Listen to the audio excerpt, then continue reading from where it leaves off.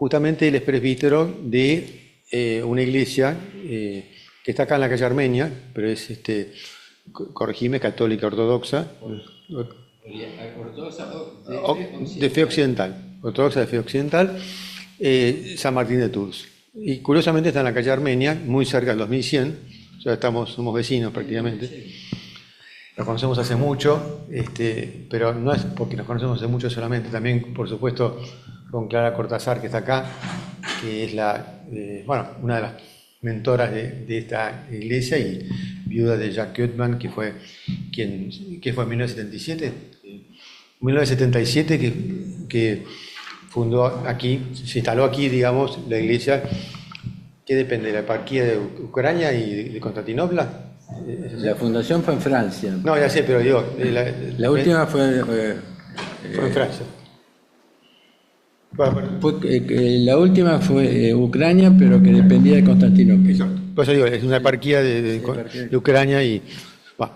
En fin, pero más allá de estas cuestiones que son más importantes, pero no vienen al caso, lo que yo quiero decir es que, digamos, acá en Vocación Humana, ustedes saben... ¿Se escucha?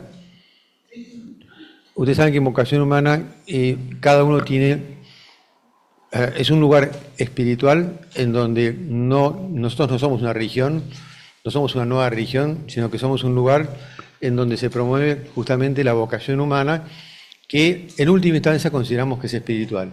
Por lo tanto, digamos, tenemos un enorme respeto por las tradiciones, porque creemos que en definitiva, las tradiciones cuando están vivas, lamentablemente a veces las tradiciones fenecen, o por lo menos no dan todo su caudal, evidentemente a veces hasta traicionan sus propios motivos profundos, ¿no? Entonces, cuando uno encuentra, a nosotros nos enriquece muchísimo. En realidad, vocación humana no tendría que existir. La verdad que sobra. Si las religiones todas estuvieran vivas, esto sería un lugar absolutamente superfluo. Y yo estaría muy tranquilo en mi casa. Pero creo que eso no ocurre, no porque esto sea una nueva religión, por favor. Justamente la idea acá es que yo puedo tener mi religión y la tengo, pero quiero decir, respetamos todas las religiones y todos los puntos de vista. Lo que pasa es que valoramos enormemente cuando encontramos una comunidad religiosa que en particular vive en profundidad esa es su tradición, porque entonces tiene un mensaje que es universal. Y voy a agregar una cosa, perdón, quizás un poco profesoral, ¿no? Pero cuando uno se pregunta a nivel más superficial, sociológico, ¿no? ¿Qué tiene una religión siempre? Tiene tres cosas. Una muy simple, ¿no? Digo, lo simplifico. Una doctrina, una ética y una praxis, que puede ser liturgia o lo que fuera.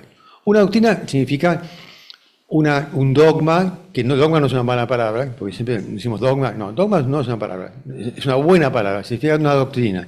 Otra cosa es el dogmatismo. Bueno, tiene una doctrina, que es una teología, que puede ser cristiana o budista, lo que fuera. O sea, una doctrina referida a las últimas cosas, que es el ser humano, que es el cosmos, que es el absoluto, que puede variar, pero digamos, tiene que tener una doctrina, si no, ¿a dónde está parado? Tiene una ética, si la segunda cosa que acabo de decir. Después, no quiero ahora distinguir ética y moral, entrar en detalles. Lo que quiero decir es que tiene que saber el que pertenece a esa comunidad cómo tiene que comportarse, qué tiene que privilegiar, cuáles son los valores, ¿no? Que por supuesto tienen que estar en coincidencia con la doctrina. Y por supuesto tiene que tener una praxis, porque en el caso, si no me equivoco, justamente de la comunidad cristiana se puede englobar, pues por supuesto vos lo puedes corregir, en el término liturgia, ¿no? Que en última instancia engloba una praxis fundamental con todas sus variantes, ¿no? Por supuesto. Ahora, ¿qué pasa?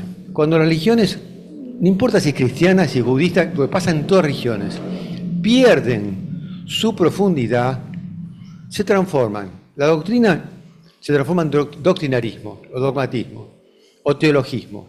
Es absolutamente aburrido, cerrado sobre sí mismo, y se discute acerca de cuántos ángeles pueden bailar en la punta del alfiler, etc., ¿no?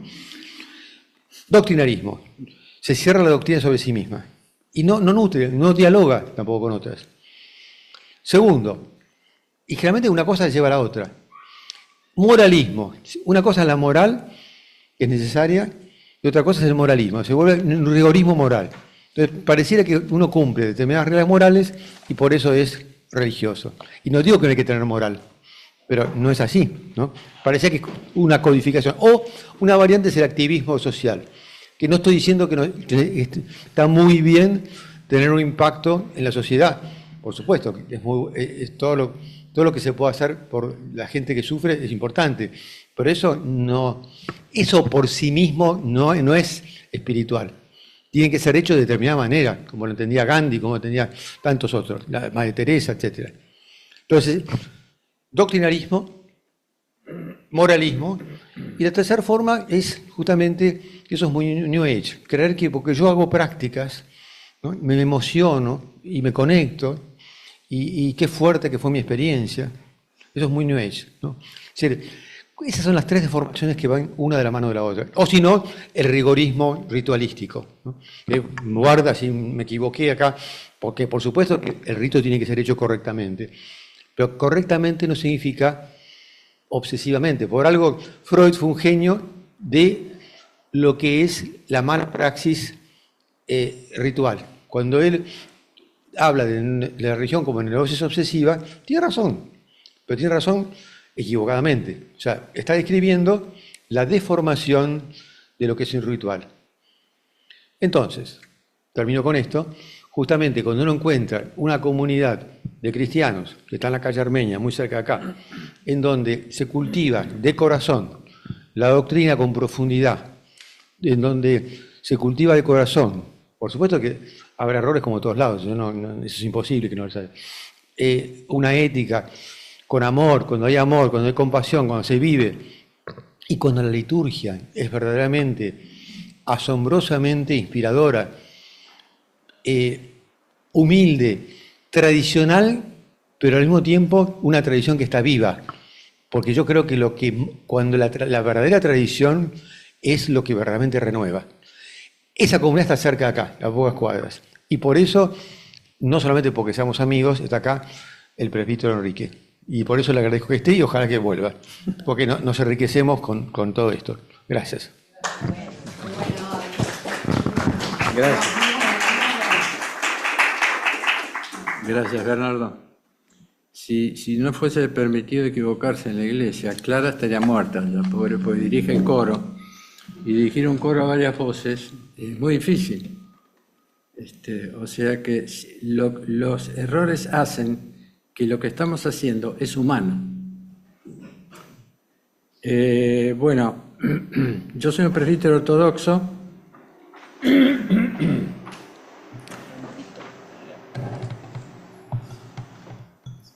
Y la Iglesia Ortodoxa ha cultivado la fe de los primeros siglos del cristianismo. Hasta el siglo XVI hubieron tres grandes divisiones en la Iglesia. En el año 1054, más o menos, fue la primera gran división, no la gran división, no la primera, pero la gran división que fue la Iglesia Católica Romana y la Iglesia Católica Ortodoxa. Y en el siglo XV, en el XVI, fue la división entre las iglesias protestantes, y las iglesias que se dividen se vuelven a multiplicar. Entonces ahora tenemos tal multiplicidad de iglesias cristianas que perdieron el nombre de cristiano.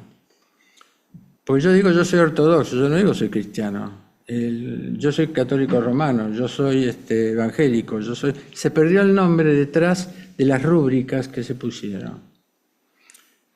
La Iglesia Ortodoxa hasta el 2019 era una sola, con distintas, tiene una construcción distinta. Cada iglesia en su país tiene un patriarca o un arzobispo, etc. Pero también se dividieron.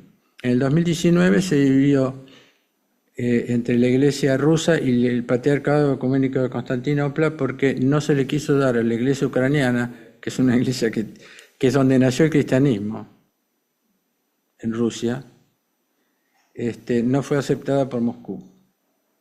¿Y en qué terminó esa división? Que están en guerra en este momento. No creo que sea la culpa, pero algo hay. Es decir, hay lo que yo llamo espíritu de división. Diabolos significa lanzar en diagonal. Parábola significa lanzar de una realidad común a algo superior. Y símbolo significa unir nuevamente. ¿Cierto? Son tres palabras que están en la Biblia todo el tiempo. ¿Cómo se llegaron a dividir? ¿Cómo se llegó a dividir el cristianismo en tantas confesiones? No vale la pena que nos detengamos en eso, porque vamos a correr el riesgo de perdernos en una muchedumbre de opiniones que quizás promuevan nuevas divisiones.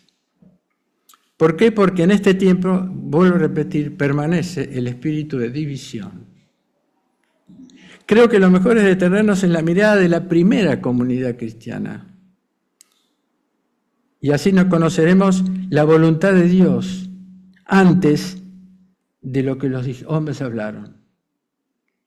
Porque en la primera comunidad cristiana la intervención es fundamentalmente de Dios. Los Hechos de los Apóstoles, 50 días luego de la resurrección del Señor, desciende de manera soberana el Espíritu Santo sobre la primera comunidad cristiana. Sin embargo, alrededor de 30, 40 años más o menos, no soy bueno para las fechas, de este nacimiento, en el libro del Apocalipsis, la primera carta, Jesús envía 7 cartas a las 7 iglesias de Asia Menor. Y a cada una le habla de sus aciertos y sus desviaciones. A la iglesia de Éfeso, que era la iglesia más importante en ese momento y la más numerosa, el Señor le escribe lo siguiente, segundo lugar.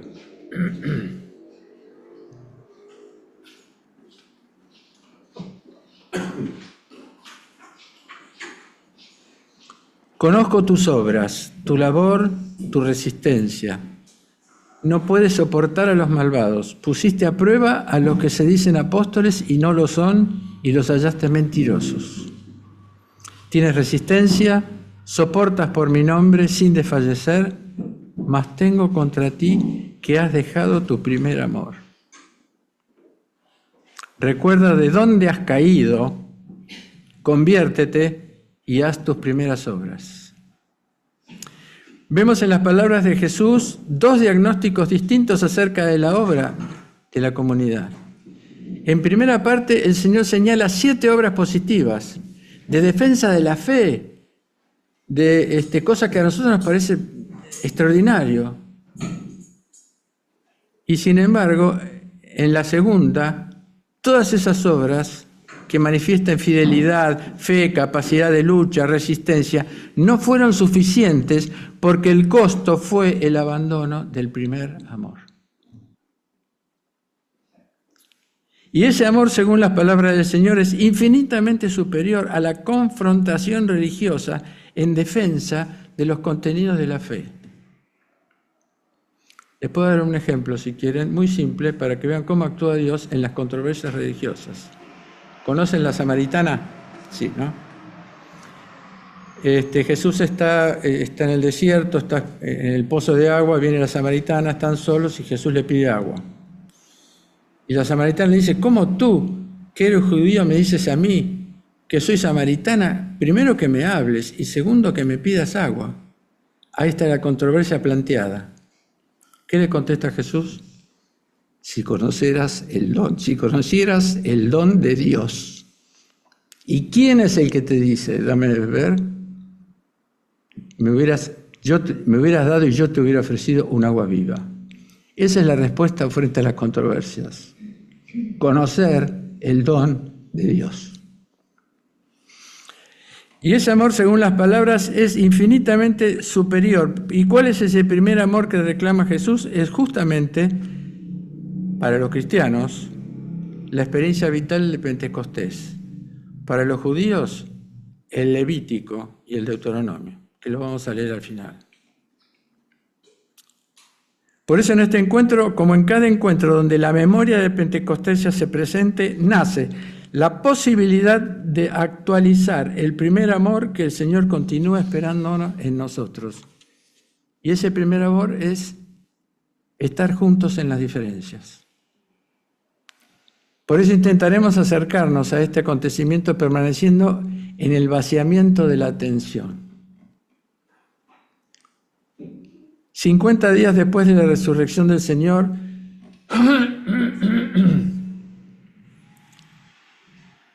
el día que el pueblo hebreo celebraba la alianza de Dios en el monte Sinaí, es decir, el día de la fiesta de Shevuot, que es el momento en el cual el pueblo de Israel recibe los 10 mandamientos.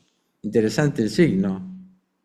Empieza la primera alianza en ese momento, y acá, el mismo día de esa fiesta, empieza una segunda alianza. Se cumple el deseo del Señor que había dicho: el fuego he venido a arrojarlo sobre la tierra. Cuánto deseo que ya esté encendido. Lucas 12:49. El descenso del Espíritu sobre los apóstoles y discípulos del Señor es el nacimiento de la primera comunidad cristiana, la llama que encendió en el mundo la posibilidad de una nueva manera de vivir, no de una religión, de una nueva manera de vivir, a pesar de que las religiones proponen eso. Pero acá es fundamental. El cristianismo es la proposición de una nueva manera de vivir. Tiene un programa político, económico, social, completo. Ese programa lo pueden encontrar en el Sermón de la Montaña. Ahí está el programa completo de una nueva manera de vivir. Como lo señala San Ireneo de Lyon, que es obispo de la Iglesia de las Galias y doctor de la Iglesia del siglo II, desciende el Espíritu Santo para acostumbrarse a nosotros, ofreciéndonos con su bautismo de fuego la evolución de la audición de la palabra a la convivencia con Dios. Esta primicia del descenso del Espíritu Santo como persona y no como emanación divina, pues el Espíritu Santo como emanación divina está desde el principio del mundo, es anunciada por Jesucristo en la intimidad de la noche de la última cena, que son del capítulo 13 al capítulo 17, es el momento de mayor intimidad, donde Jesús dice las palabras más hermosas de intimidad con sus discípulos. Él dice: mas el Consolador, el Espíritu Santo, que el Padre enviará en mi nombre, Él os enseñará todo y os recordará todo lo que yo os dije. Es decir, está anunciando una persona, no una emanación. Imagen 4, por favor. Oigamos el relato de este acontecimiento en los Hechos de los Apóstoles. Al cumplirse los días de Pentecostés, los 50 días pascuales, estaban todos los discípulos en Jerusalén juntos en un mismo lugar. De pronto viene del cielo un ruido como el de una ráfaga de viento impetuoso que llena toda la casa donde están. Y se les aparecen unas lenguas de fuego que se reparten y se ponen sobre cada uno de ellos. Y todos son llenos del Espíritu Santo. Y empiezan a hablar otras lenguas según les da a expresarse el Espíritu. Residían para las fiestas en Jerusalén judíos fervientes de todas las naciones que están bajo el cielo. Al producirse aquel ruido, la gente se reúne y se llena de estupor porque cada uno oye hablar a los discípulos en su propia lengua. Todos están estupefactos y maravillados y dicen: ¿todos estos que hablan no son galileos? ¿Cómo los oímos hablar a cada uno de nosotros en nuestra lengua materna? Las maravillas de Dios. Hechos 2, 1, 10, agregando el versículo 11, que habla de las maravillas. Los hechos relatan que todos estaban juntos en un mismo lugar. Vemos que los discípulos permanecen fieles al deseo que manifestó Jesús en la noche de la última cena. En el capítulo 17, para mí el capítulo más hermoso de la Biblia, más místico.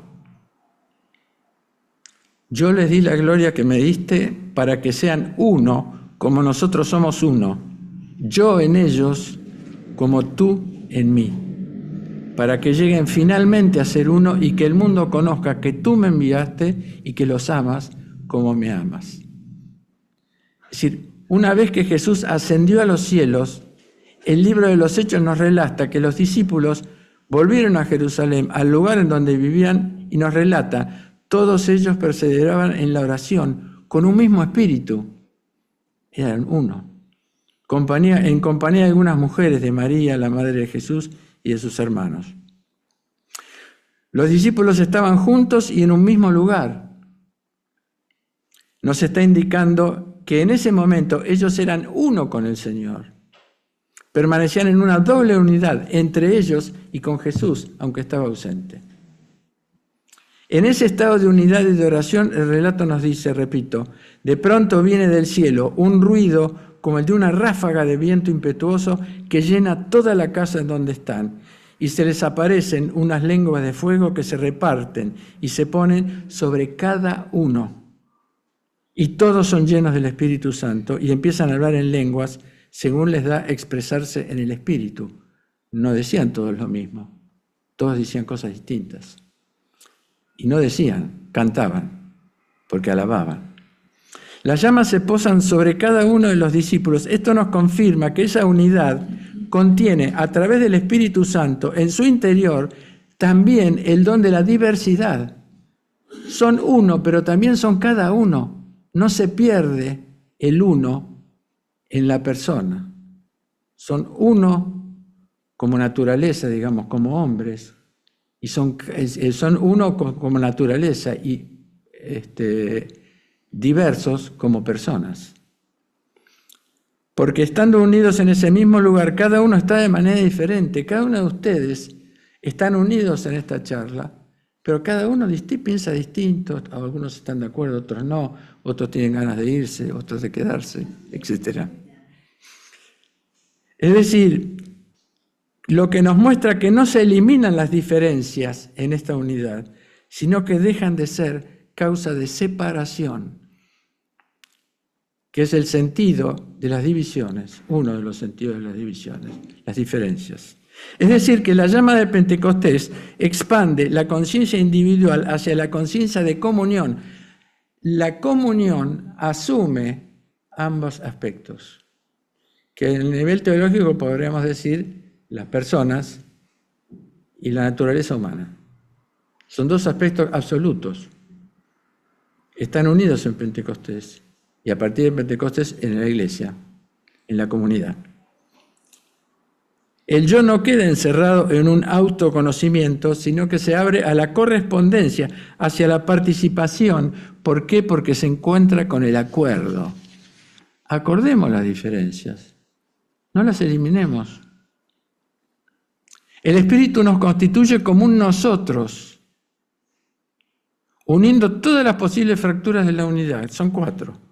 Individualidad, diferencia, preferencia y antagonismo. Esa es la ley de todas las comunidades, que no se cumplen. Esta es la primera enseñanza que recibimos. Perdónenme.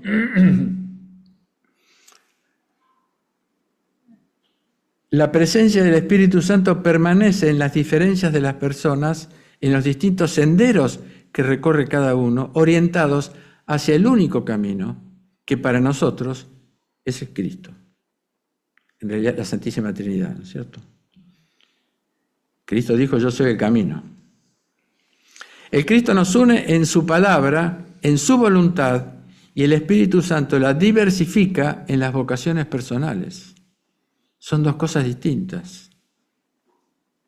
Ante estos hechos extraordinarios, comienza a despertarse en los discípulos una poderosa manifestación de la palabra, que contiene la potencia de la conversión, la alabanza espontánea.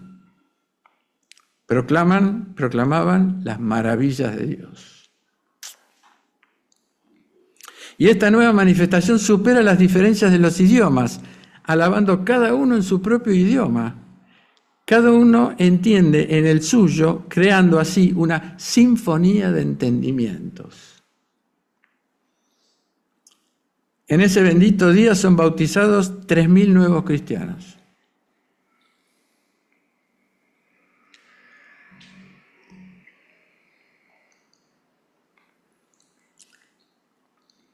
En el Evangelio de Juan, Jesús les dice a los apóstoles que el mundo no puede contemplar ni conocer esta manifestación soberana del Espíritu.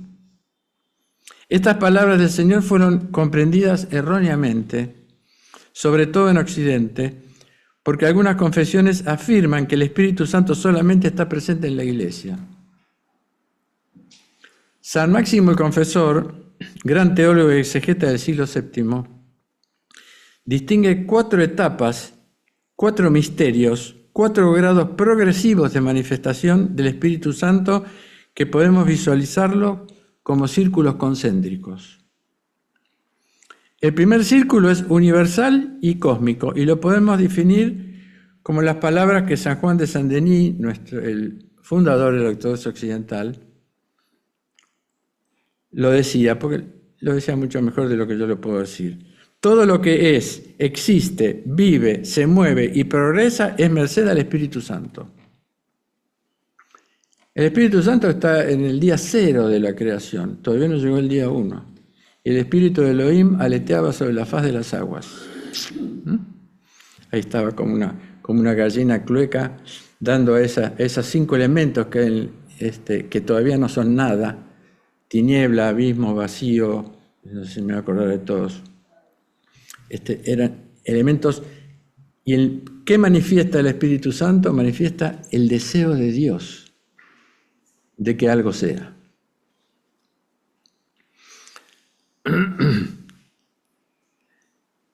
El primer círculo entonces es para todos. Lo cantamos en el Salmo 104. Tú les das, ellos recogen. Abres tu mano, se sacian de bien. Escondes tu rostro y se espantan. Les quitas su aliento, expiran y vuelven a su polvo. La vida nos es dada por el Espíritu Santo.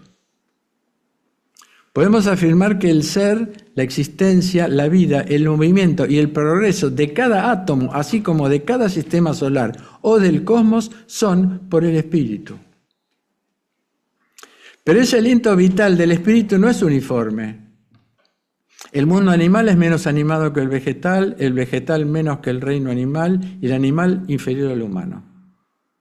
Hay escalas de manifestación espiritual. Cuanto más ascendemos a la escala, tanto más adquirimos autonomía, conciencia, libertad de movimiento, de elección y de dirección. Esto nos da la posibilidad de expandir en nosotros la vida divina o de la resistirnos en ella, porque Dios es absolutamente respetuoso de nuestra voluntad. No puede hacer nada si nosotros decimos que no. Por eso cuando la gente se queja de cómo está el mundo, a mí me dan ganas de decirle, está el mundo así porque no lo escuchan. Y Él no va a actuar si ustedes, es decir, si digamos, porque además Cristo crea el perdón en la noche resucitado. O sea, hasta tenemos la posibilidad de superar el estado de karma, que es el estado donde uno lo que hace es lo que recibe. Con el perdón se corta. Y con el perdón y todos seguimos imponiendo nuestra voluntad. La palabra autonomía era muy desvalorizada al principio, porque es mi voluntad autonomía. La palabra valorizada era teonomía, que es la voluntad de Dios.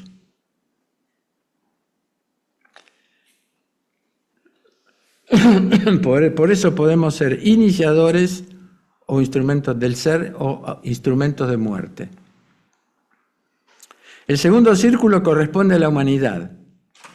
Aquí el Espíritu aparece como guía e inspirador, fuente de la revelación a los elegidos, que sean ellos profetas, iniciados, poetas, artísticas, científicos o religiosos. Todas las religiones tienen el Espíritu Santo.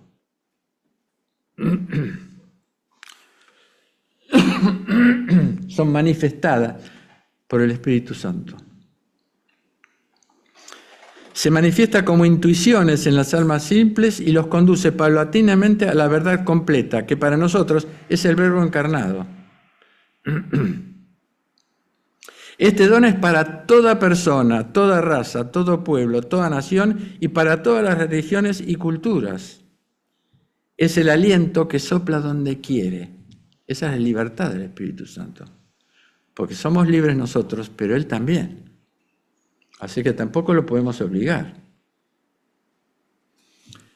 El tercer círculo se manifiesta por primera vez en las llamas de Pentecostés, en este caso. Y esta es la manifestación que está reservada para la Iglesia momentáneamente.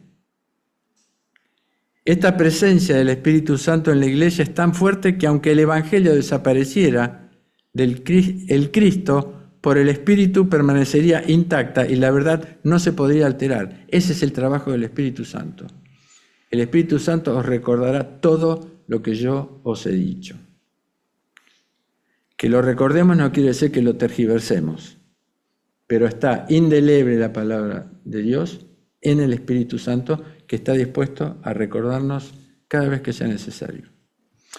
Por la presencia del Espíritu Santo en la Iglesia, la revelación está en Jesús les dice a los apóstoles: mas el Espíritu Santo que el Padre enviará en mi nombre, Él os enseñará todo y os recordará todo lo que yo os dije. El Cristo salvó a la naturaleza humana en su conjunto, porque la naturaleza humana cayó en Adán, que no era un hombre. Adán viene de Adama, que quiere decir humus, tierra, humano. Esa caída, que no es la caída moral, y en fin, podemos verlo si quieren alguna vez, esa caída ha generado que todos heredemos, tal cual heredamos a nuestra familia, todas las cosas positivas y las cosas negativas. Eso es lo que recibimos nosotros con el pecado que nosotros lo llamamos ancestral, los ortodoxos. Recibimos eso y lo heredamos. ¿Qué significa eso? Simplificando, que nacemos con la posibilidad, nacemos con dos posibilidades, y eso va a depender de la cultura, con las posibilidades de servir o de abusar, concretamente. Hay un monje muy interesante que decía, hablando del pecado, decía: yo siempre le pregunto a los chicos chiquitos, le hago una pregunta, le pregunto: ¿vos decís mentiras? Y un chico me dijo: no yo, pero mi hermana sí.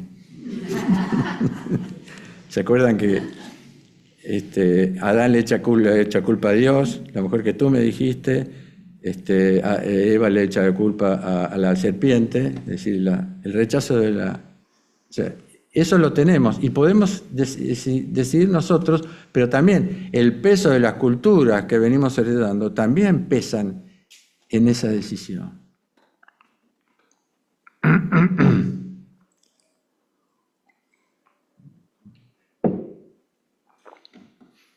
El cuarto círculo, no sé ni dónde estaba, pero sigo. El cuarto círculo es la adquisición del Espíritu Santo, reservado únicamente para los santos. Es la comunicación de la vida divina, la participación de la naturaleza humana en nuestra naturaleza divina. Está olvidado eso. En el cristianismo está olvidado. ¿Quién habla de la edificación? La santidad no es privativa del cristianismo. Muchísimos santos. Para mí Gandhi es un gran santo. Aparte es interesante porque Gandhi tenía en su mesa de luz el Bhagavad Gita y el Sermón de la Montaña. Y decía, con razón, si los cristianos hicieran el Sermón de la Montaña, yo me haría cristiano.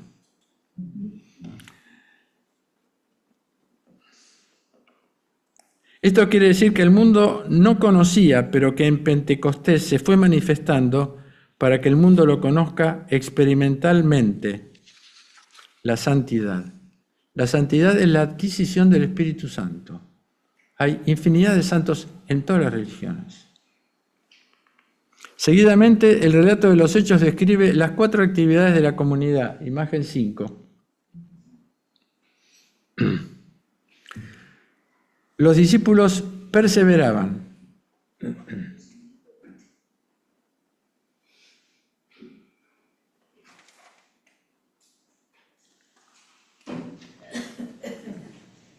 en la enseñanza de los apóstoles, en la comunión, en la fracción del pan y en las oraciones. Podemos quedarnos ahí, lean el resto ustedes, porque eso tiene que ver con la comunidad. Pero lo importante es esto. Son 4 columnas sobre las que se sostiene este naciente edificio de piedras vivas, como decía el pastor de Hermas. El templo cristiano es el templo de las piedras vivas, mucho más que un edificio, que indican el fundamento y el sentido de la existencia.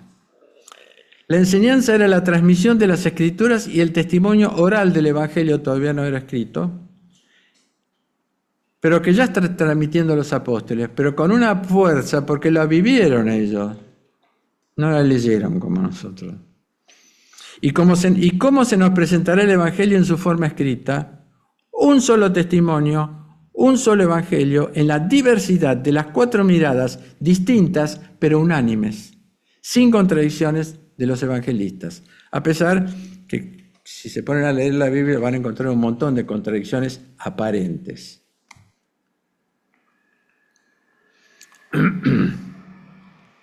Jesús dice, la paz os dejo, mi paz os doy. Después dice, yo vine a poner a su hermano contra su hermana. Es decir, hay que entender todo eso, ¿no es cierto? Pero bueno, eso es otro tema.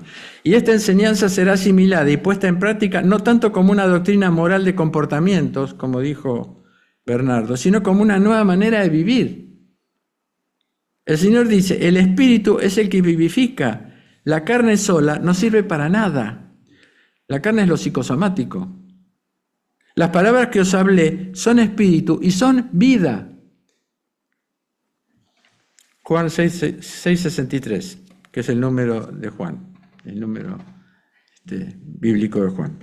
La palabra en esta comunidad naciente es el testimonio de la vida de nuestro Señor Jesucristo, el reconocimiento de que Él es el Mesías esperado por Israel.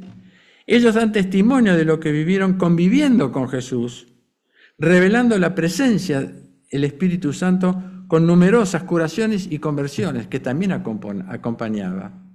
Las numerosas curaciones que hacían y las conversiones. Figúrense que el primer día bautizaron 3.000 personas que venían de todos los pueblos.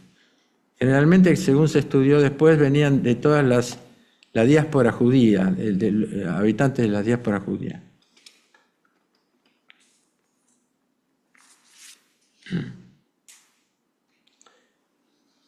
Partiendo del Primer Testamento, declaran que Jesús es el anunciado por los patriarcas, los reyes, los profetas, es decir, toman el Primer Testamento. Nosotros llamamos Antiguo, llamamos Primer y Segundo Testamento. El Primer Testamento, que Jesús es anunciado por los patriarcas, los reyes, los profetas, continuando esta primera revelación con la llegada de Jesús como Mesías, que va a consolidar un nuevo nacimiento. Jesús se lo dijo a Nicodemo, el que no nace del agua y del Espíritu no puede entrar en el reino de Dios. Es el bautismo, pero el bautismo en su significación, no como un rito que hay que cumplir.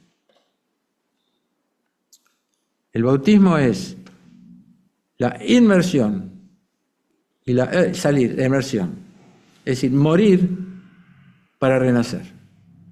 Por eso se hace en una pira bautismal, 3 veces se lo baja a la persona y se lo desciende. Ese es el sentido profundo del bautismo. Morir para renacer. Nosotros vivimos para morir. Jesús nos propone morir para renacer. ¿Qué morir? Lo que no somos. Podríamos decir ahora el ego, por ejemplo. Proclamaban la buena nueva de la resurrección como primicia del destino al que eran convocados, porque la palabra iglesia no es un edificio, no es una institución, significa convocatoria, significa un acto, un llamado. La iglesia y el sentido profundo de la comunidad es el llamado. Somos llamados por el Señor. Que si nos damos vuelta como cuando lo estaban siguiendo Juan y el hermano de Pedro al Señor, y él se da vuelta y le dice, ¿qué buscáis? No sé si se acuerdan del Evangelio de Juan. Y ellos le dicen, Señor, ¿dónde vives? Es decir, ese llamado que hace San Juan Bautista, que dice, he aquí el Cordero de Dios que quita el pecado del mundo, ese llamado que lo siguen, él se da vuelta y le dice, ¿qué buscáis? Y ellos le dicen, ¿dónde vives? Y él le dice, venid y ved. Esa es la tarea de la iglesia, venid y ved. No bajar línea, no dar un pensamiento dogmático, como decía también, sino venid y ved. Mediante el bautismo de conversión y el perdón de las faltas. Es decir, son las mismas palabras que Jesús y Juan Bautista dijeron al comienzo de su vida pública. Los dos dicen lo primero.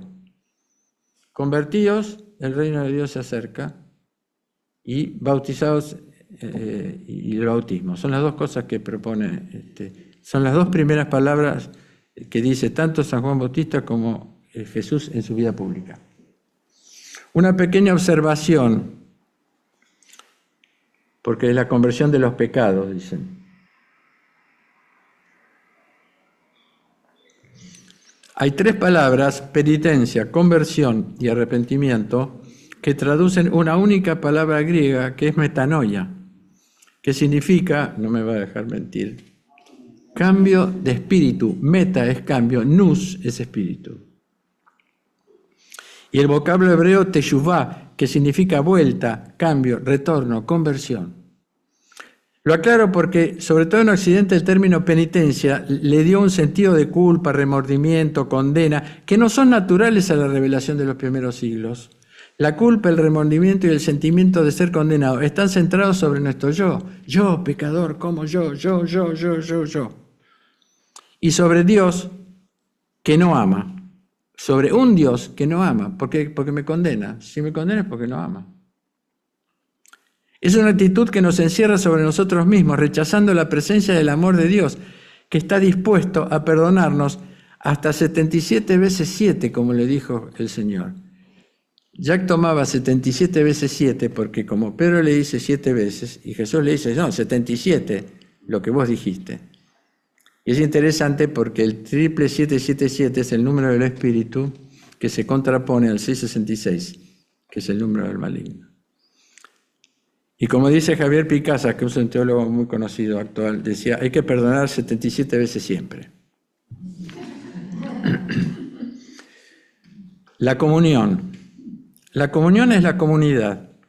Los cristianos viven en comunidad, pero esta comunidad no es un espacio fijo que todos comparten, ya que el texto nos habla de sus casas. Es decir, que este nuevo camino es una comunión interior de todos en esta nueva manera de vivir. Nos dice el texto, la multitud de los que tienen fe guarda un solo corazón, una sola alma. Ninguno de ellos dice que de sus bienes que esto es mío, pero todo lo que es suyo está en común. Esto es muy difícil de cumplir en este siglo. Con gran pujanza los apóstoles dan testimonio de la resurrección del Señor Jesús. Una gran dilección está sobre ellos, es decir, todo el mundo los quería. Miren cómo se aman, decía Tertuliano, creo.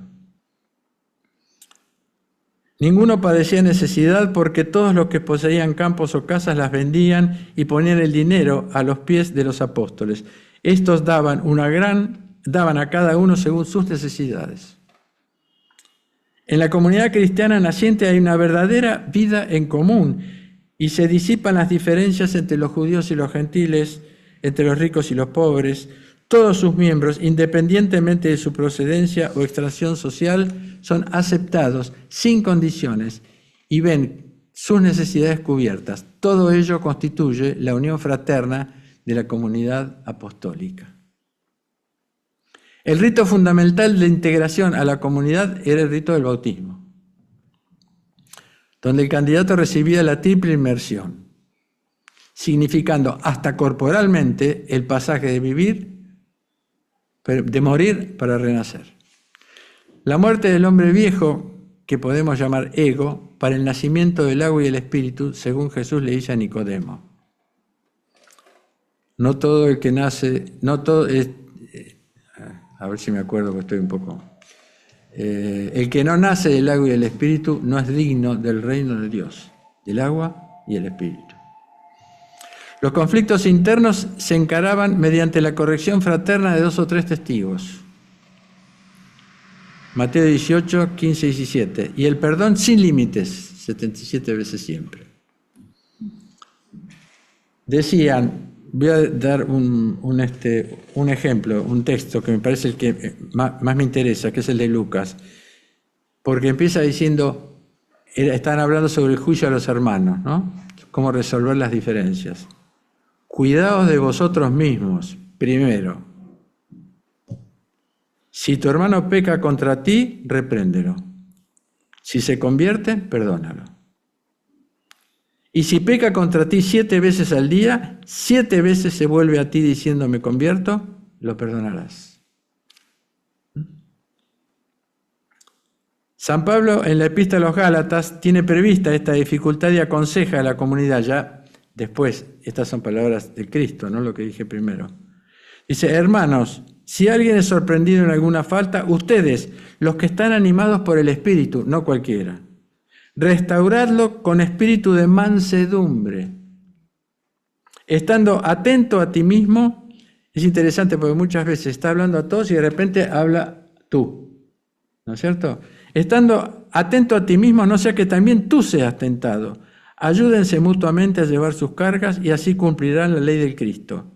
Si alguien se imagina hacer algo, se engaña porque en realidad no es nada. ¿Está claro? Eso es por los orgullosos, digamos, por no multiplicar el orgullo en la corrección, no fraterna. Es muy interesante porque aclara 3 elementos que son muy importantes, que tienen que estar presentes en la corrección misericordiosa del hermano. Estar animados por el espíritu de mansedumbre, permanecer en el juicio hacia sí mismo, que es donde empieza todo juicio, el juicio hacia sí mismo. Ayudarse mutuamente a soportar las cargas, soportados unos a otros, dice San Pablo. Soportar. Soportar es portar al otro en mí para que pueda permanecer. La fracción del pan. La fracción del pan era la celebración eucarística que estaba presidida por una enseñanza dada por los apóstoles. Se hacía memoria de las palabras de Jesús en la última cena, que decimos nosotros cada vez, que son las palabras de la institución de la Eucaristía. La comunidad partía el pan en las casas, que es el lugar ordinario de encuentro comunitario de la iglesia doméstica. El primer día de la semana, dice el texto, reunidos los discípulos a partir el pan, Pablo les enseñaba, habiendo de salir al día siguiente, y alargó el discurso hasta medianoche. Y era tan potente la fracción del pan y la enseñanza, que Pablo habló toda la noche, y había un muchacho sentado en la ventana, y se quedó dormido, porque era poco largo lo que decía. Y bueno, era tan potente lo que sucedía que Pablo lo resucitó. De estas reuniones nos habla San Pablo en la Epístola a los Colosenses. Dice, instruíos en toda sabiduría por acciones recíprocas, cantad a Dios con todo vuestro corazón, con toda gratitud, con salmos, himnos y cantos inspirados. Es decir, la litúrgica ya era cantada, porque viene de los hebreos. Después voy a decir 2 textos de un gran teólogo hebreo para mí.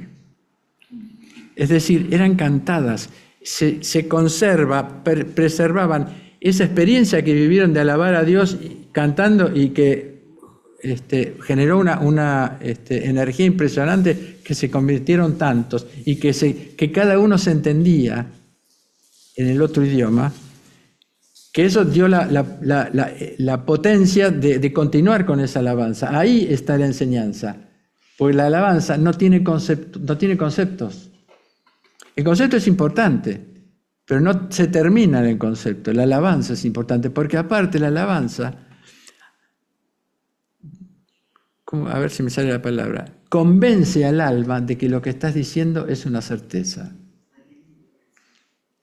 Es un trabajo de los padres del desierto. La Iglesia Ortodoxa tiene desde el siglo IV en adelante, tiene el trabajo sobre el sí mismo de los padres del desierto es extraordinario y coincide muchísimo con muchas religiones sobre el trabajo sobre sí mismo.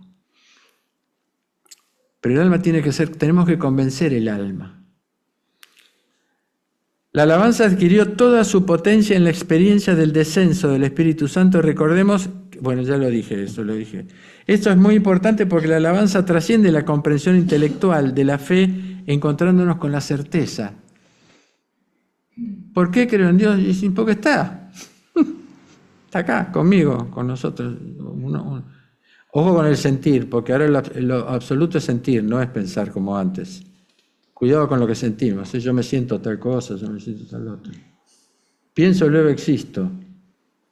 Y después, ahora viene siento, luego existo. Y los cristianos deberíamos decir rezo, luego existo. Imagen sexta.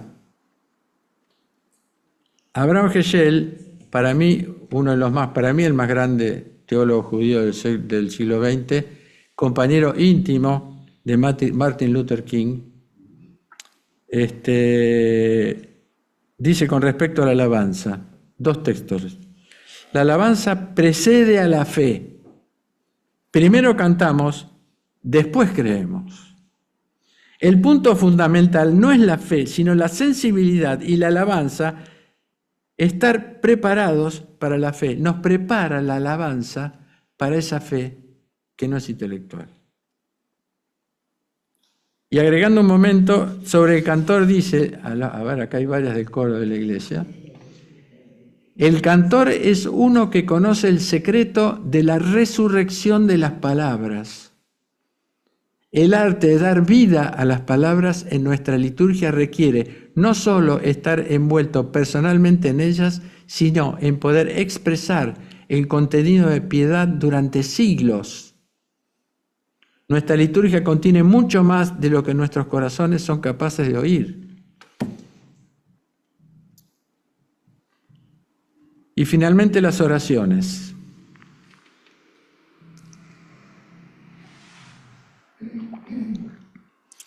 Las oraciones eran de 2 tipos. Los encuentros de oración propios de la comunidad, realizados también en las casas, o bien mediante la participación en el culto en las sinagogas o en el templo. O sea, ellos no dejaron de ir al templo de la sinagoga.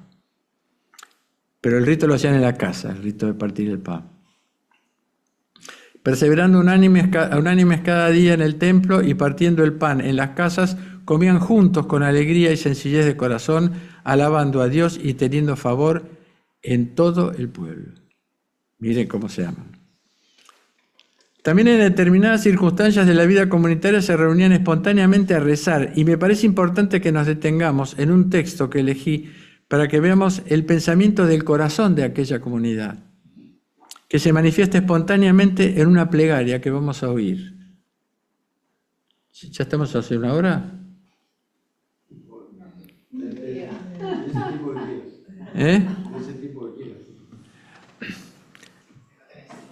Los apóstoles son arrestados y encarcelados por orden del gran sacerdote, porque curaron a un rengo en las puertas del templo. Se acercaron todos porque había curado a un rengo y ellos empezaron a hablar sobre las maravillas de Dios. Entonces los ponen presos. Los que estaban presentes quedaron admirados y comenzaron a oír sus enseñanzas. Entonces son encarcelados por orden del Sanedrín. Una vez libres, imagen 7,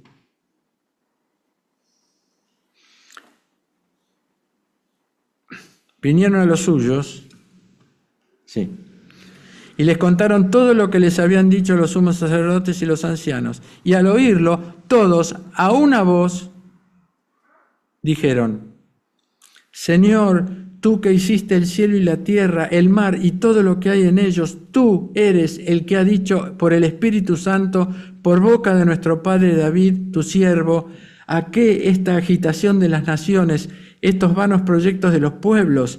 Se han presentado los reyes de la tierra y los magistrados se han aliado contra el Señor y contra su ungido. Porque verdaderamente en esta ciudad se han aliado Herodes y Poncio Pilato con las naciones y los pueblos de Israel contra su santo siervo, Jesús, a quien has ungido para realizar lo que en tu poder y en tu sabiduría habías predestinado.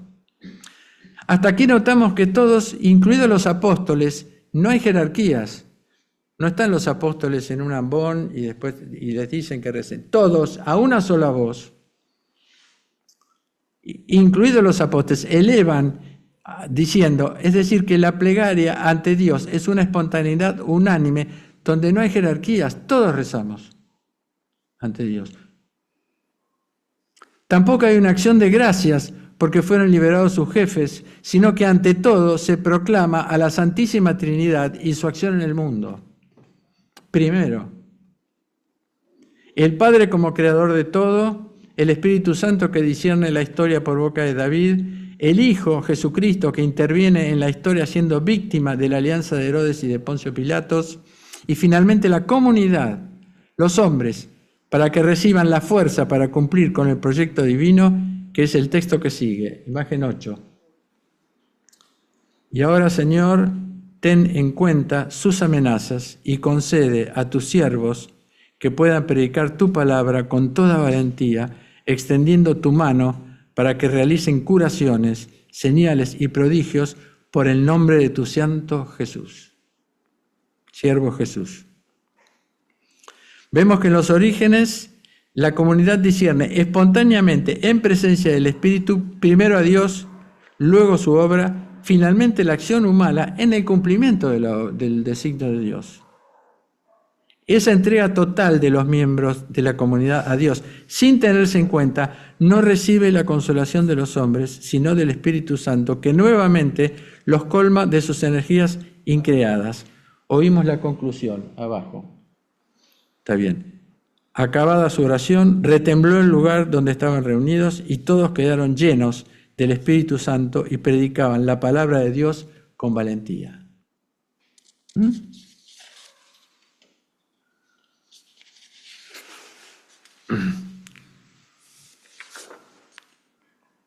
Algunas reflexiones. Este es el primer amor que el Señor le pide a partir de Efeso a todas las iglesias y a todas las religiones, a toda la humanidad, con el tiempo. Es el amor que Dios le propuso a Adán y a Eva en el paraíso, que seamos vivientes de una nueva manera de vivir, o mejor dicho, de una nueva manera de convivir. La revelación judeocristiana no es una religión, sino que es el aprendizaje y el acostumbramiento dinámico de una coexistencia con Dios. Imagen 9, por favor. Oímos en el Evangelio de Lucas, he aquí un doctor de la Torá se levanta para tentarlo a Jesús y le dice, Rabí, ¿qué hacer para heredar la vida eterna? Le dice Jesús, ¿qué está escrito en la Torá? ¿Cómo lees? ¿Cómo lees? Ojo, ¿cómo leemos? ¿Cómo lees? Responde y dice, amarás al Señor tu Dios con todo tu corazón, con toda tu alma, con toda tu fuerza, con toda tu inteligencia y a tu prójimo como a ti mismo. Y le dice, has respondido rectamente, haz esto y vivirás. No cumplirás con mis mandamientos, no, vivirás. Esta es la pregunta más importante que deberíamos hacer los cristianos hoy, 2000 años después. ¿Por qué? Porque el sentido de la comunidad cristiana no es la pertenencia a una institución religiosa que nos propone visitar a Dios algunos días de semana para mejorar nuestra vida en el mundo, sino despertar en una nueva vida cotidiana en Dios que nos oriente hacia la vida eterna. Pero claro, la decadencia actual de las confesiones cristianas, todas estamos divididas, se debe, aparte, no alcanzamos a cumplir el 10% de esto que estoy hablando, no alcanzamos a cumplir. La cadencia actual de las confesiones cristianas se debe en algunos casos a que nos hemos olvidado de hacernos esta pregunta, ¿qué debo hacer para heredar la vida eterna? ¿O creemos que la muerte termina con todo? Generalmente nos limitamos a pedirle a Dios qué hacer para sobrevivir en esta vida, y muchas veces con razón, ignorando que la vida eterna la podemos vivir ya, aquí y ahora. Hay que pasar por un cierto dolor útil. El problema es que nosotros sufrimos inútilmente.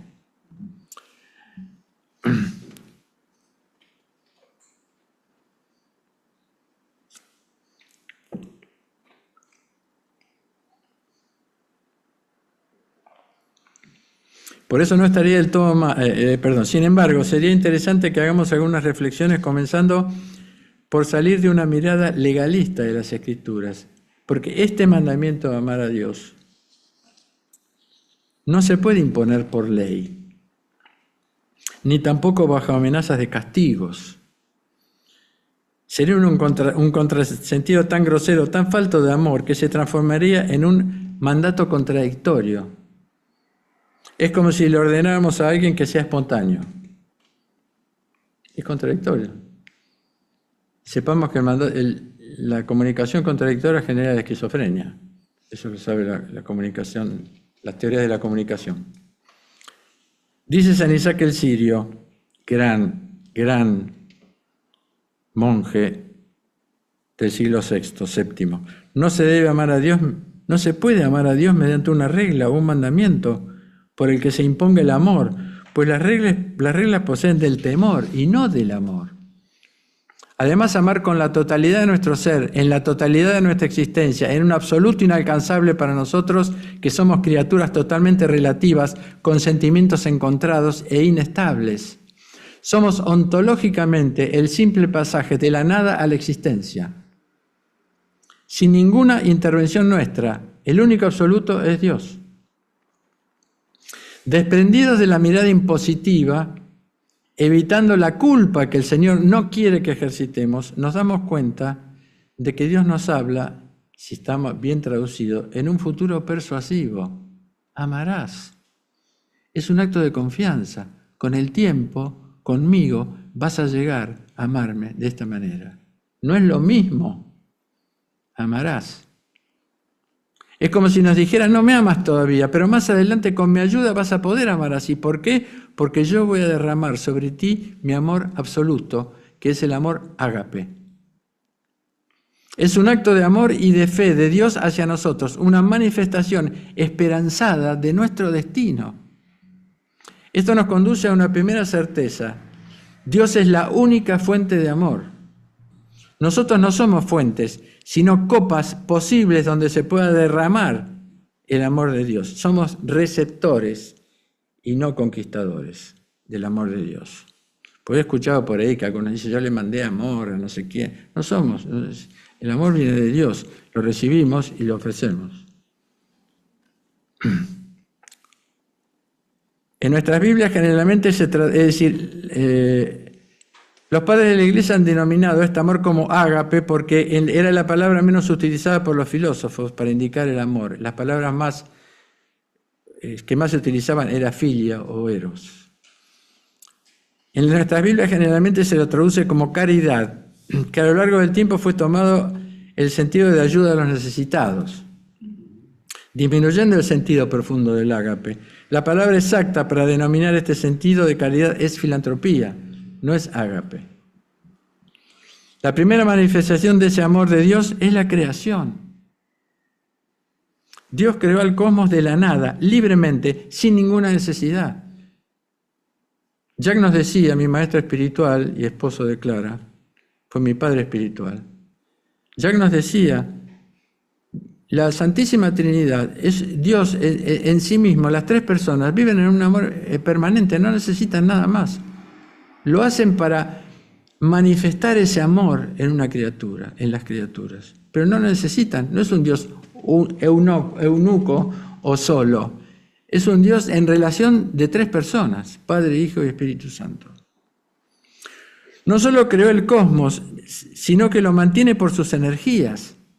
Todos dependemos de ese amor gratuito de Dios para nuestra existencia, tal como lo indica el Salmo 104.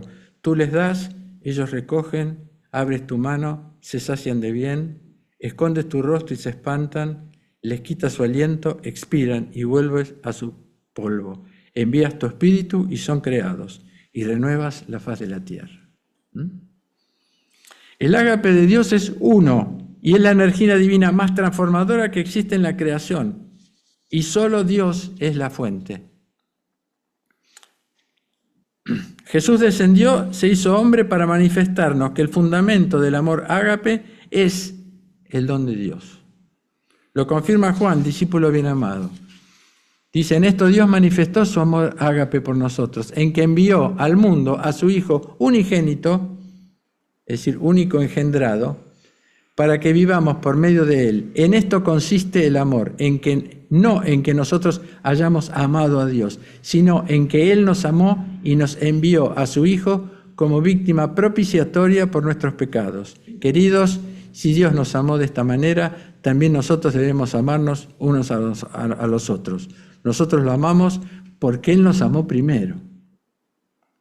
El ágape es el amor en el que convive la Santa Trinidad. Y podemos ver en las Escrituras que ese amor se despliega en una hospitalidad amorosa entre las tres personas divinas, que cada persona da lugar a la otra y la exalta. Doy solamente un ejemplo, hay muchos en la Biblia. El Padre dice, este es mi Hijo, en Él mi predilección. Es como si dijera, Él es el importante, no yo, dice el Padre, en dos lugares. Jesús dice, yo no hablo por mí mismo, sino que el Padre que me envía me da como mandamiento lo que digo y lo que hago. Yo no digo nada que no me diga el Padre, Él es el importante. También diría, os conviene que yo me vaya, ya que el Espíritu Santo va a enseñarles todo lo que yo os he dicho y todo lo que me ha dicho el Padre. Les conviene que yo me vaya, Él es el importante, porque Él va a transmitir a cada uno lo que yo le transmito a toda la humanidad. El Espíritu va a comunicarles todo y los conducirá hasta la verdad plena. Juan 16:15. Yo tengo los textos de esto, no los dije ahora, pero si lo quieren buscar, yo tengo. El Espíritu, como hemos visto, sin hablar, pero como un viento impetuoso, va a transmitir a quienes amen a Dios la potencia y la gracia de la palabra de Dios, que viene del Padre y se transmite por el Hijo. Es decir, del Espíritu Santo ni siquiera sabemos su nombre. Miren cómo se borra, porque Espíritus son los tres y Santos son los tres. Y no sabemos su nombre porque Jesús dijo, el Espíritu Santo enviará el Espíritu Santo en mi nombre, no en su nombre. Por eso todavía no sabemos su nombre. Cuando seamos deificados, él va a transmitir su nombre. Y Sergei Bulgakov dice algo muy interesante. Es un ruso exilado en Francia en el siglo XX, fue el director del Instituto San Sergio de París, que es uno de los institutos más prestigiosos, que fue profesor de San Juan de Saint-Denis, que es nuestro fundador. Dice del Espíritu Santo, su presencia es reconocida por un estado de la vida, la inspiración, y no por una percepción de su misma persona. Por otra parte, el contenido de la inspiración y su objeto no es Él, sino Jesucristo. Y doy fe de eso. El Espíritu Santo, cuando tenemos pequeñas experiencias, tenemos una sensación, no tenemos una presencia. Es una sensación que nos da una presencia, pero lo importante es la sensación, no la presencia, es la energía que recibimos. Distinto que cuando vemos al Cristo, cuando nos conectamos con el Cristo.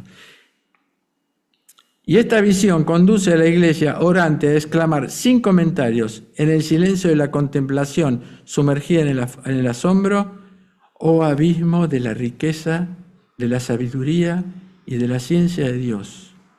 Cuán insondables sus juicios, impenetrables sus caminos. Y este ágape que se desarrolla hacia nosotros a través de sus energías como un don gratuito, generoso y desinteresado, viene del Padre, que es la fuente, por el Cristo, que es el camino, y nos es transmitido a cada uno en el Espíritu Santo. Vuelvo a repetir, es el primer amor que Dios quiere compartir con nosotros desde nuestra creación, no solamente con la primera iglesia. Voy a terminar con una imagen 10, con las últimas palabras de San Juan de Saint-Denis, que es el fundador de la Ortodoxia Occidental. La iglesia es la naturaleza divina comunicada al mundo y a cada uno. No hay más hoy la oposición de dos vidas, la vida religiosa y la vida cotidiana. Todo está bendecido, todo está santificado fuera del pecado, ya que el Espíritu Santo desciende sobre cada uno y por nosotros sobre cada cosa, visiblemente bajo la forma de lenguas de fuego. Todo se vuelve objeto de piedad, no hay más ídolos. Fuera del pecado, todo es templo de Dios.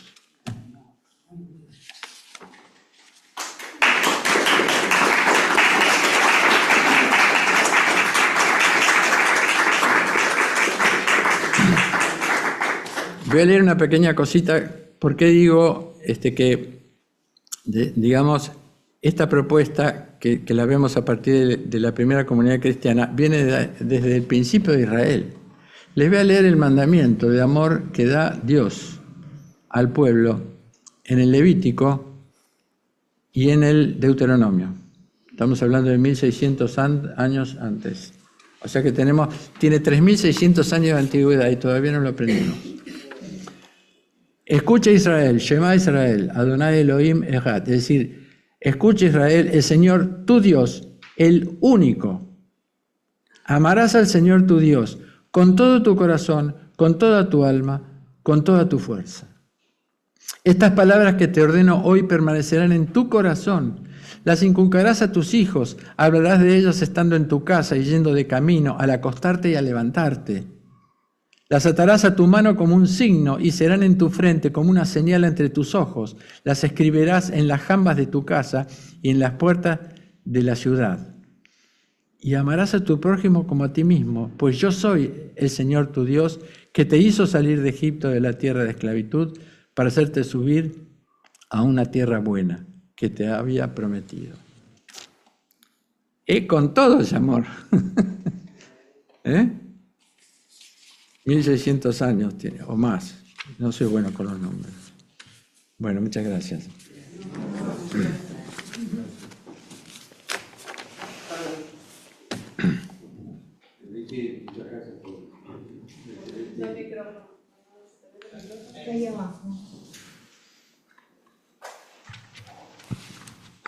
Digo, tu exposición fue muy inspirada y muy rica, así que tanto que no se podría, tenemos muchas horas para hablar, ¿no? Pero lo que yo quería decir es solamente una cosa. ¿Se escucha? No. ¿Qué pasa? ¿Ah? No, una cosa que cuando vos citaste a Heschel, que la alabanza precede a la fe, sí. Sugiero que vayan a San Martín de Tours. Es una propaganda escondida. Bueno, pero la hago yo. No, porque de veras. Y la otra cosa que quisiera comentar es el acento que has puesto, que en realidad es cristiano, ¿no? Pero que me parece que has puesto en el Espíritu Santo, sí. Que es algo que está bastante olvidado en el cristianismo en general. Sí. Porque lo que puede unificar es eso, ¿no? Sí, que fue el mensaje, es anterior, de Joaquín del Fiore, justamente cuando dice que él decía ya en siglo XI, siglo XII, siglo XIII, viene la época del Espíritu Santo, ¿no? Porque es en el Espíritu Santo, no, le decía que ya... como época, sí. Como época, entiendo, ¿no? Sí. Él decía que justamente el ser humano, que fue lo que ocurrió en el siglo XII, sí. Pasa en el siglo XII, se perdió todo ese impulso. Y fue un poco casi la ruptura. ¿Cómo? Un año después de la ruptura. A eso me refiero. Sí. Digo, porque si viviéramos más la Iglesia del Espíritu Santo, estaríamos menos divididos, justamente.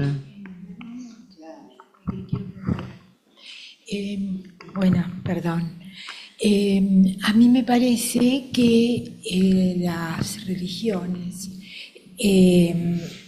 la tradición occidental y cristiana ha puesto mucho más énfasis en la división y en la culpa que en el amor. Si uno piensa desde el Génesis, el paraíso, donde el hombre en realidad por primera vez se pierde, se aliena, conclusión, lo echan. Después le mandan al hijo, lo matan. Bueno, la verdad que no nos queda más que sangre, sudor y lágrimas. ¿no? O sea, yo digo, en ¿Te puedo incluso, cortar acá con lo que estás diciendo? sí, Jesús inmediatamente, Dios inmediatamente que él peca, lo va a buscar. Si Adán hubiera respondido, ya estaba perdonado y no te hubiera tenido que salir del paraíso. Lo que pasa es que se produce un derrumbe de caída, porque rechazan el pecado, rechazan el no haber sido fieles a la palabra de Dios.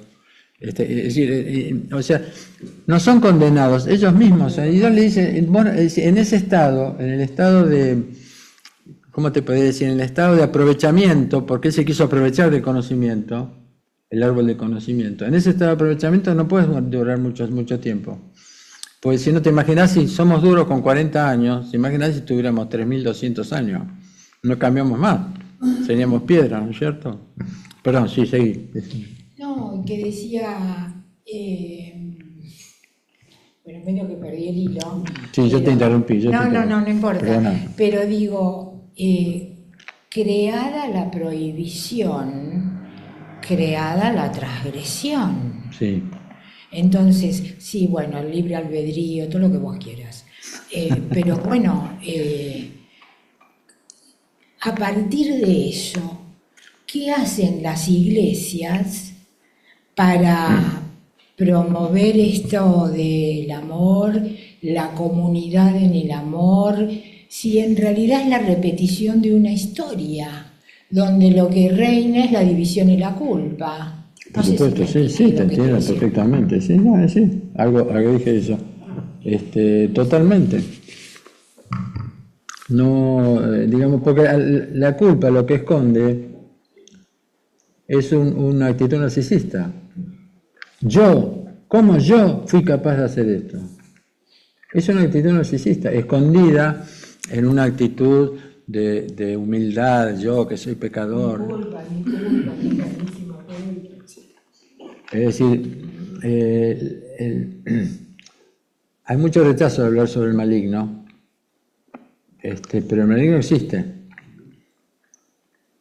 Y el maligno va metiéndose, hay un misterio, no quiero, bueno, es muy largo.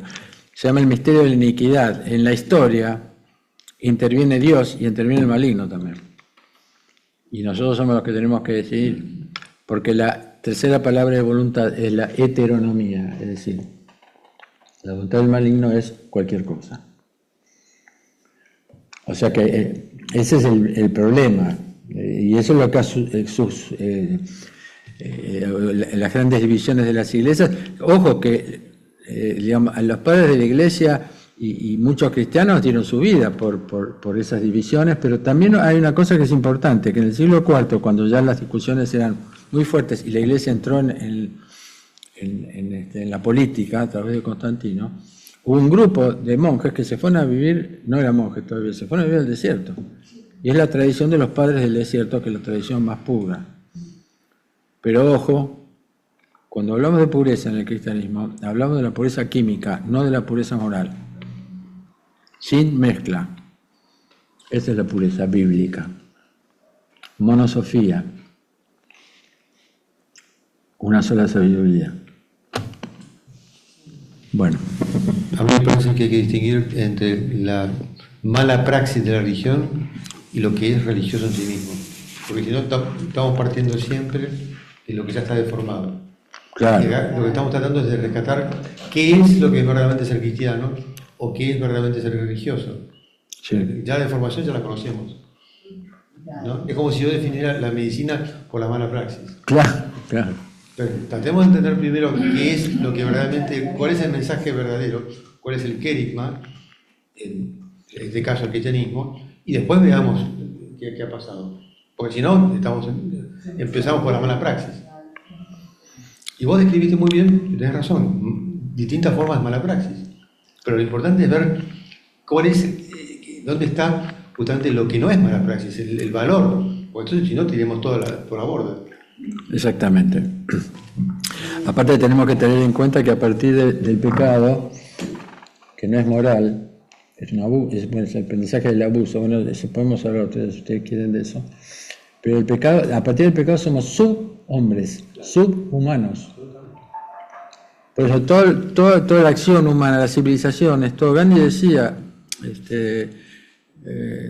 digámoslo, es decir, se ven las civilizaciones la mano de Dios, porque todas las civilizaciones caen. Dicen, pero lo que pasa es que empieza una nueva, que tiene sus tres partes, ¿no? Auge, consolidación, caída, ¿verdad? O sea, siempre triunfa el bien, pero es una sucesión completa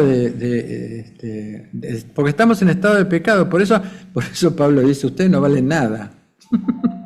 Para que o por ejemplo, San Juan Clímaco, que es uno de los grandes ascetas del siglo VI, VII, dice, todos tenemos que desconfiar de nosotros mismos hasta la muerte. Primero, antes que nada, lo dice mejor que yo, pero dice eso. Desconfiar de nosotros mismos hasta el día de nuestra muerte. Pablo sí, también. Perdón, la imagen del Espíritu Santo como lengua de fuego tiene que ver con una cosa de luz, de una iluminación. Totalmente.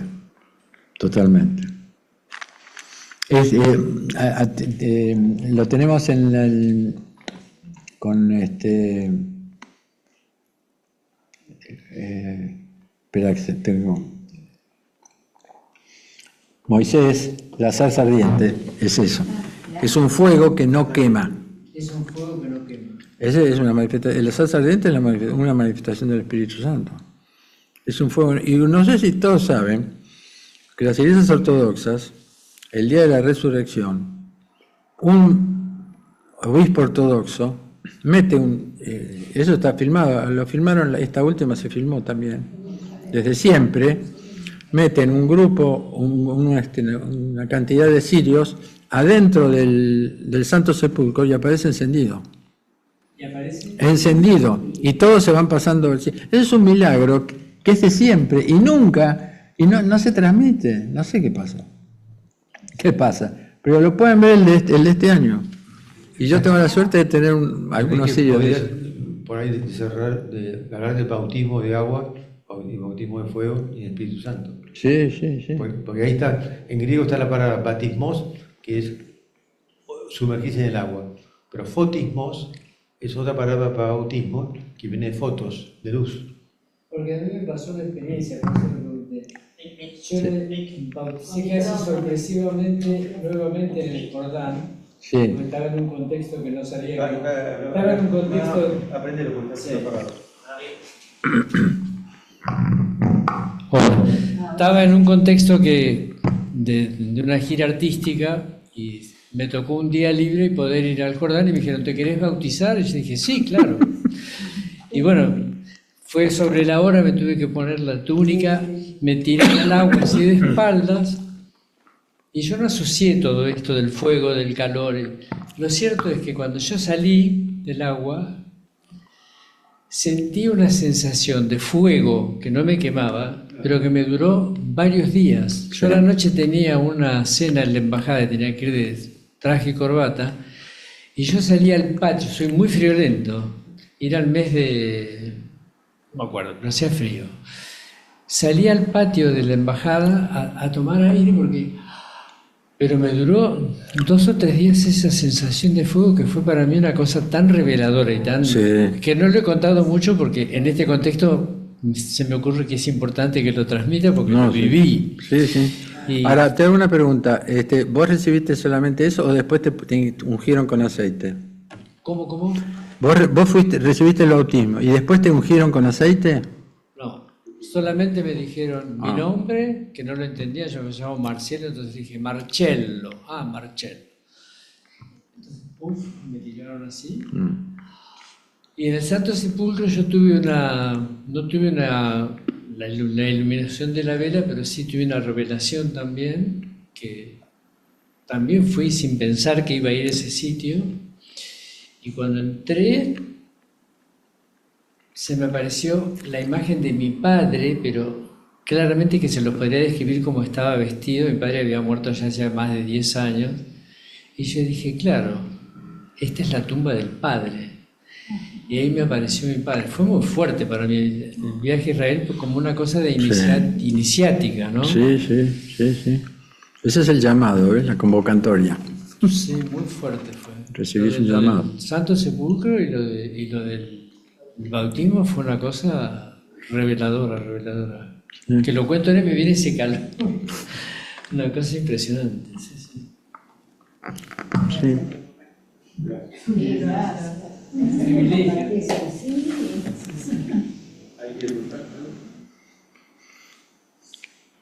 ¿Listo? ¿Qué hora es? 8:30. ¿Quieren descansar?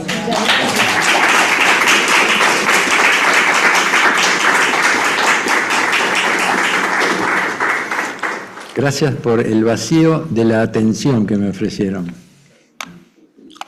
Quizás es más costoso que la ofrenda de la palabra.